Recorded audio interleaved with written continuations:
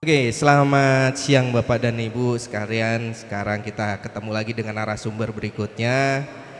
Terima kasih atas kehadirannya dalam sesi podcast 180 Degrees. Kali ini di Manufacturing Digital Hub di area Expo Manufacturing Indonesia G-Expo Kemayoran.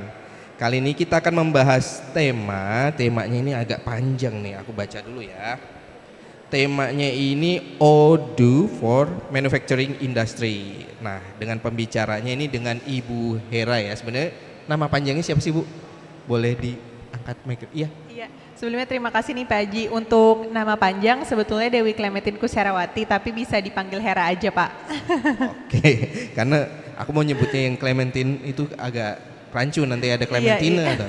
tapi sudah disebutkan dengan yang Ibu Hera langsung ya. Jadi ini beliau sebagai Sales and RD di PT M Plus Solusi Perdana ya.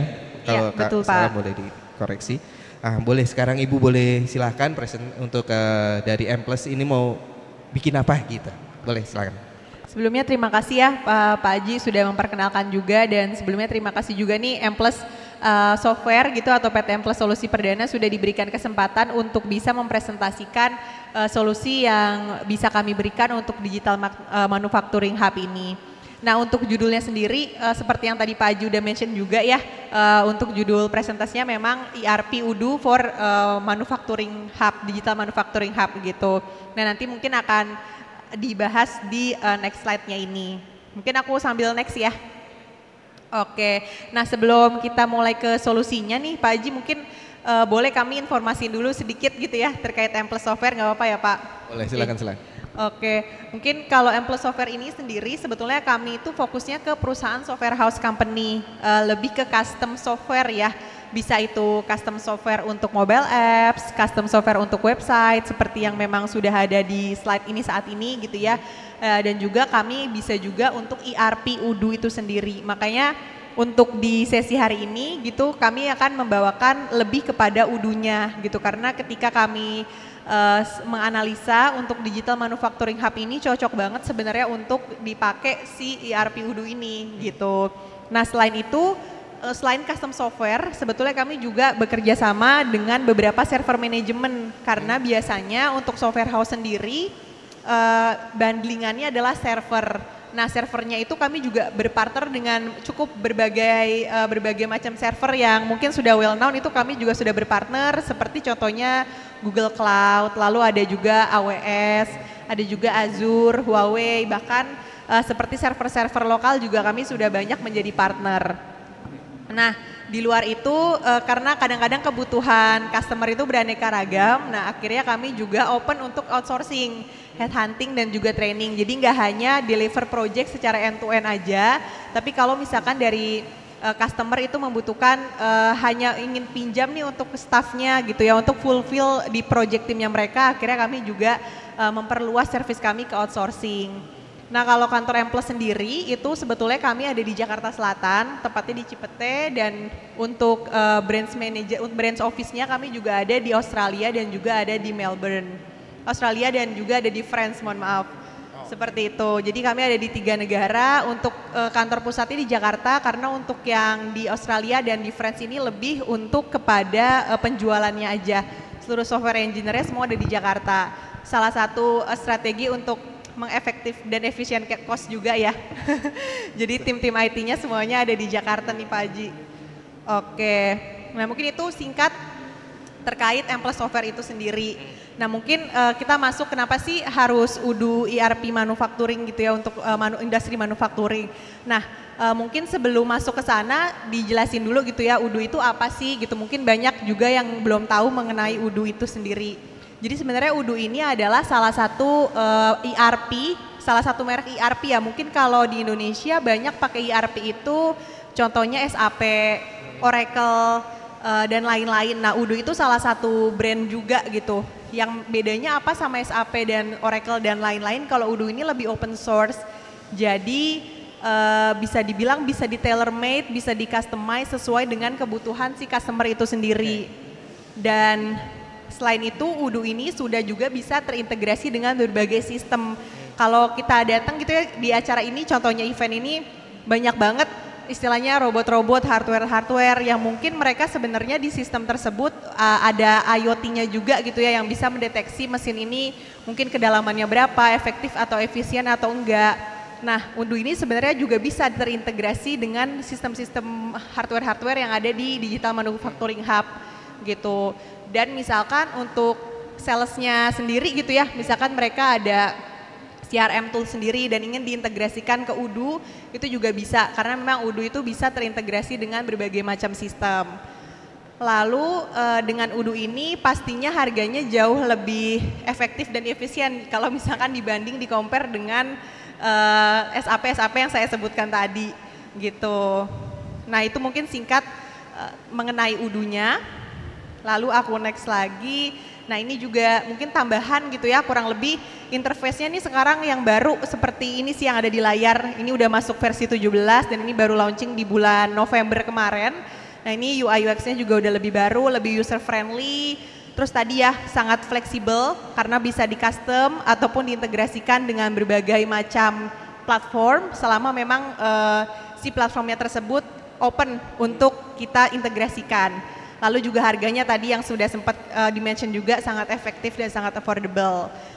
Penggunanya juga udah banyak banget karena udah di seluruh dunia juga gitu ya Udu, dan di Indonesia juga prinsipalnya sudah mulai masuk di bulan-bulan kuarter 2 kemarin.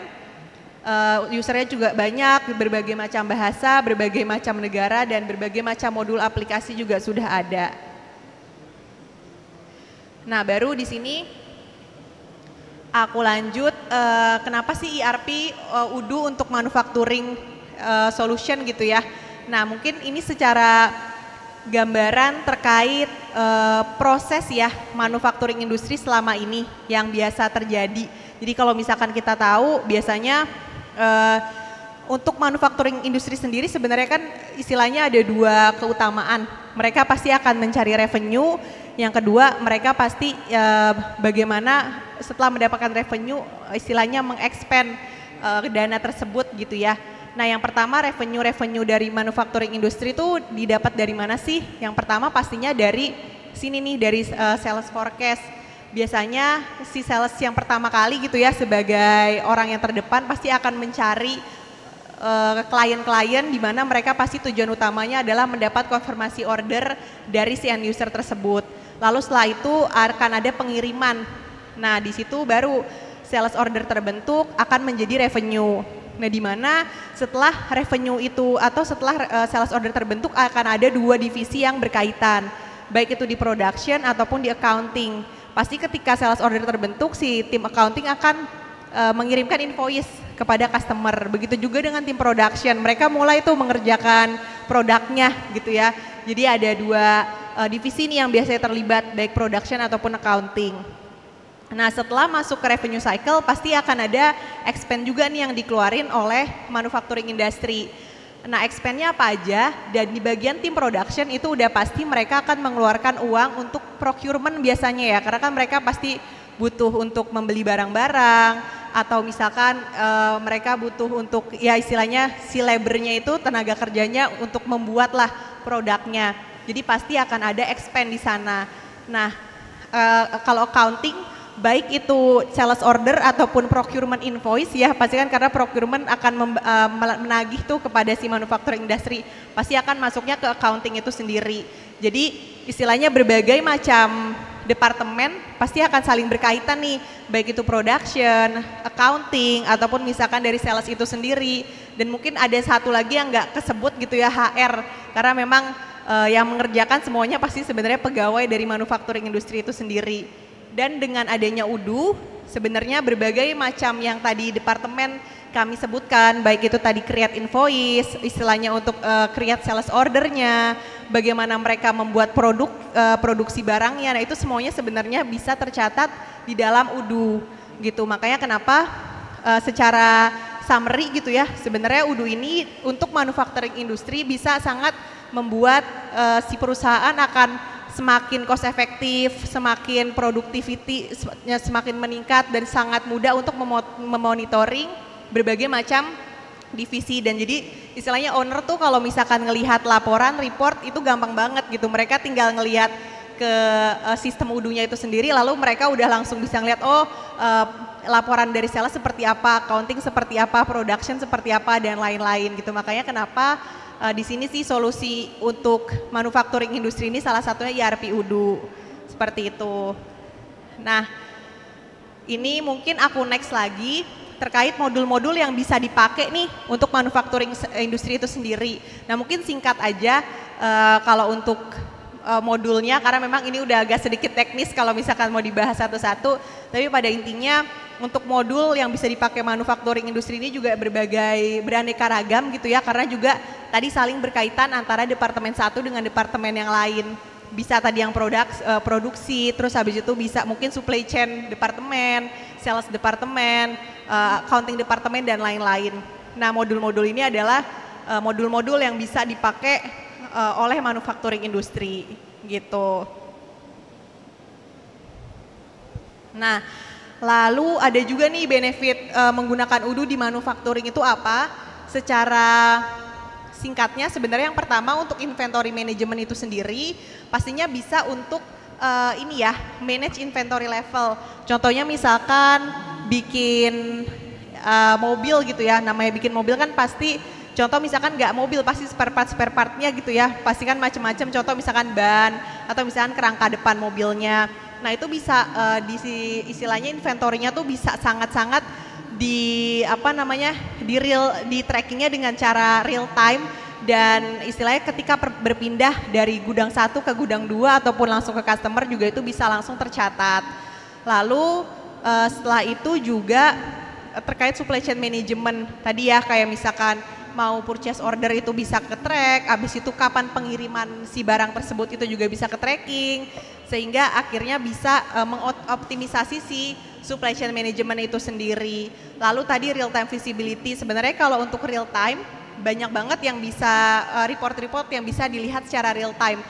Dari production progress-nya bisa dilihat secara real time, apakah sudah sampai di tahapan mana nih, atau enggak kelihatan ada bottleneck di mana sebenarnya pada saat produksi, sampai dengan financial report-nya tuh bisa juga istilahnya ter-report secara real time, seperti itu. Nah, terakhir efektif kolaborasi ya, karena memang tadi Udu ini antara departemen satu dengan yang lain sangat berkaitan, jadinya kalau misalkan mau komunikasi langsung di dalam aplikasinya atau misalkan mau komen langsung di aplikasinya itu bisa banget, sangat possible sekali. Jadi memang pada akhirnya sangat juga bisa membantu istilahnya shareholder ataupun stakeholder tuh bisa membuat keputusannya dengan secara cepat gitu.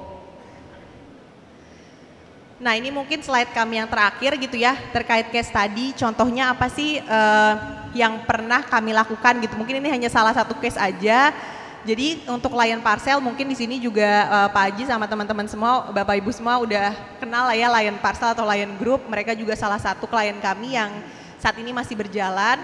Nah, mereka ini beberapa problemnya juga sama sebetulnya, banyak sekali hal-hal yang mereka masih gunakan secara manual, baik itu resinya, delivery ordernya, procurementnya, dan lain-lain. Nah, akhirnya kami memberikan solusi untuk improve hal-hal tersebut manualnya ke dalam otomasi menggunakan Udu itu sendiri. Nah, akhirnya saat ini result yang didapat dari Lion Parcel itu sendiri untuk produk, istilahnya untuk cycle prosesnya ya, pasti akan jauh lebih efisien, lebih efektif juga, dan yang utama yang awalnya mereka create resi secara manual dan perlu istilahnya 100 orang admin lah ya lebih untuk checking satu-satu. Nah, itu sekarang mereka mereduce itu semua sampai benar-benar jadi 0 gitu ya. Jadi udah nggak ada admin lagi karena semuanya udah pakai Udu itu sendiri. Hanya butuh istilahnya supervisornya aja yang istilahnya bisa handle sistem Udunya. Jadi cukup banyak juga bisa mengurangi banyak human resource sebetulnya dengan si Udu itu sendiri. Jadi memang sangat-sangat benefitnya untuk perusahaan itu cukup banyak. Jadi salah satu yang kami angkat nih, kenapa ERP Udu itu sendiri. Kurang lebih begitu sih Pak Haji. Terima kasih banyak nih. Oke, terima kasih Bu Dewi untuk sharing dari M+ ini terkait Udu untuk manufacturing. Nah, ini biasanya saya akan langsung bertanya nih terkait dengan yang tadi dibahas. di sisi M Plus sendiri ketika ada lead atau ada keinginan untuk saya pengen ganti jadi Udu gitu ya, itu berapa lama sih sebenarnya untuk dari end user convenience end user ini untuk dari ya katakanlah dia dari nol menjadi ke Udu lah gitu, itu berapa lama sebenarnya waktu yang dibutuhkan? Oke, kalau misalkan contohnya dia benar-benar dari manual banget ya Pak, sebenarnya itu bisa bertahap. Kayak contohnya misalkan tadi case-nya Lion Parcel, mereka itu bertahap satu-satu. Awalnya mereka mau merubah yang resi terlebih dahulu sih, yang nomor 3 ini ya, poin 3. Jadi mereka pingin otomasi shipping data resinya untuk meminimize error sama mengurangi resources proses.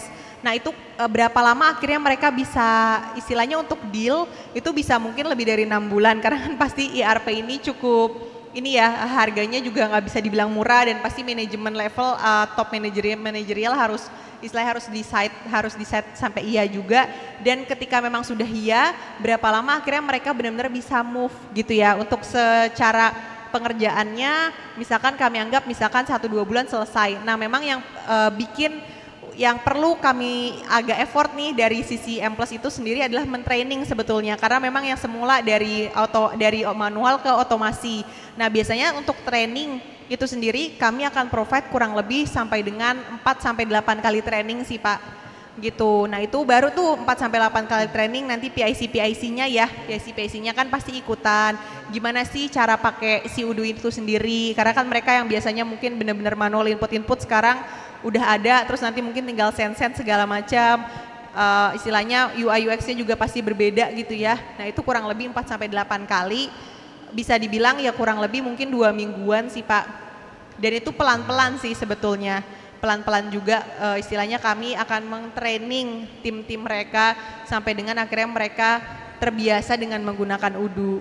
Oke, noted. Nah kalau berikutnya pertanyaannya kalau gini, tadi terkait resi kan dia dari end user ini atau Lion ini menggunakan satu modul dulu katakanlah. Kemudian the next season atau ketika waktu berjalan ternyata top management lihat ERP-nya, ternyata oke nih, boleh nggak saya nambahin secara customize misalnya kayak random atau saya hanya 2 modul aja deh gitu, bisa nggak dengan Udu ini? Bisa banget karena kalau untuk Udu sendiri nggak harus semua modul Pak. Seperti tadi di awal modulnya Udu tuh ada puluhan gitu ya. Contoh misalkan saya cuma mau pakai modul sales doang, mau pakai modul invoice doang gitu karena berkaitan dengan resi itu oke, possible banget. Karena memang Udu ini nggak harus semua modul karena memang banyak juga software yang kalau beli satu harus modulnya dipakai semua. Kalau Udu ini enggak sih Pak gitu. Makanya tadi kalau balik lagi sebenarnya ke slide yang ini juga manufacturing industry, ini pun sebenarnya nggak semua modul. Kayak contoh di sini modul HR nggak kami tampilkan karena kayaknya HR masih bisa di handle mungkin pakai tools yang lain gitu. Untuk utamanya sebenarnya ini, jadi memang nggak harus semua modul gitu. Bisa sangat fleksibel sebenarnya Pak Haji. Oke, sangat bagus. Enak sih jadi ngelihatnya kok saya kayak a la carte aja ya kalau menunya.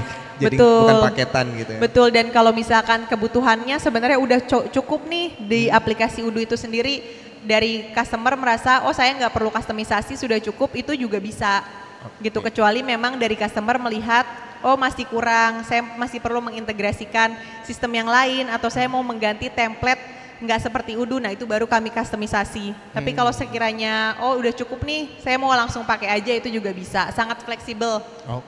Nah, kalau misalnya gini, biasanya kalau orang Indonesia ini kan ketika ada ada kesulitan atau apa, mereka pasti sibuk nyari untuk pihak bantuan lah ya.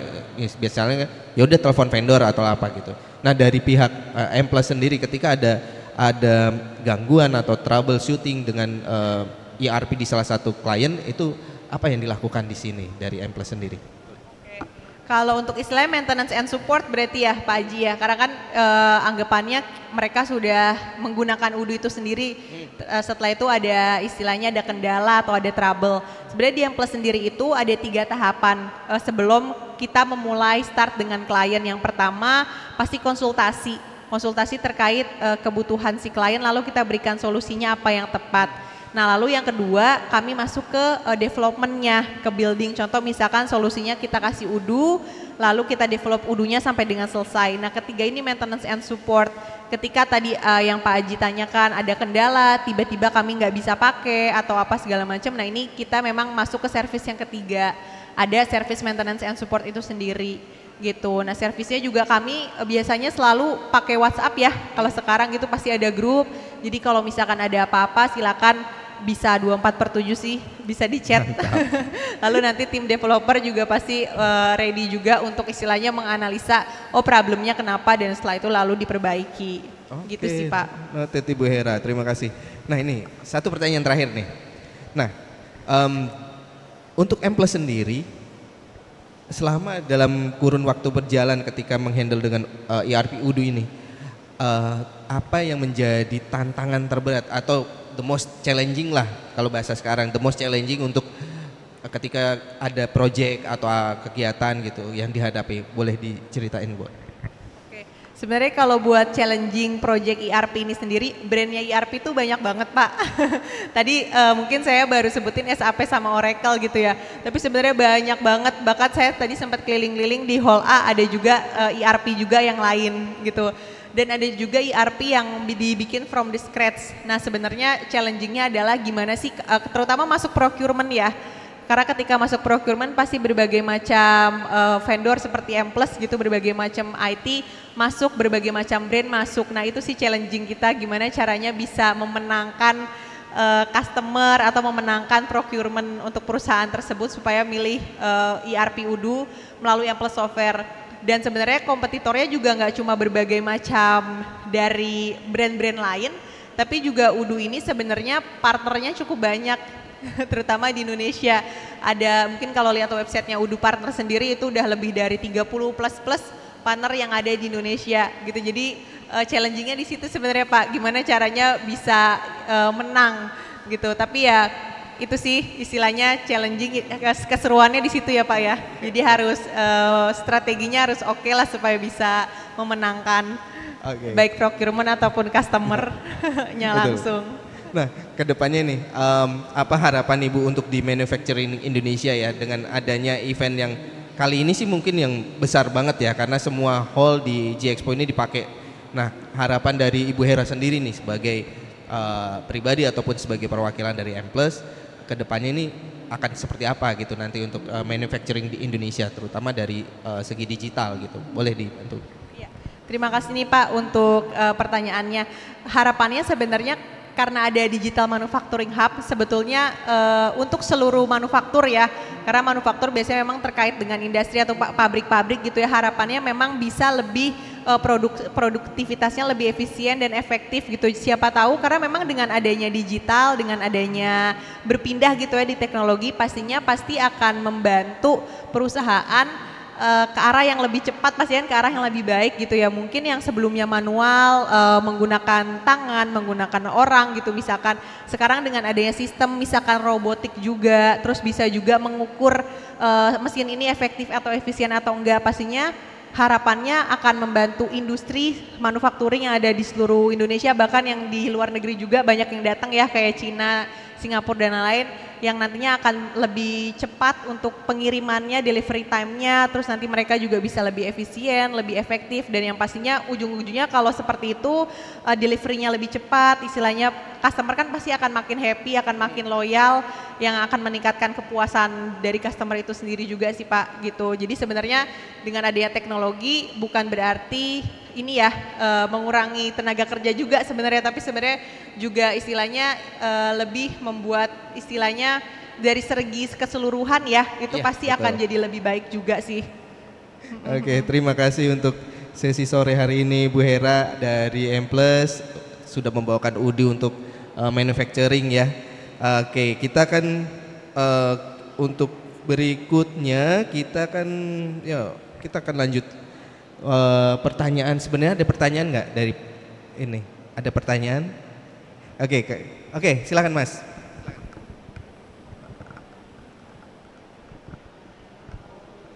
Ya sebelumnya saya salam kenal dulu ya, saya Yeskiel, bisa dipanggil Yeski.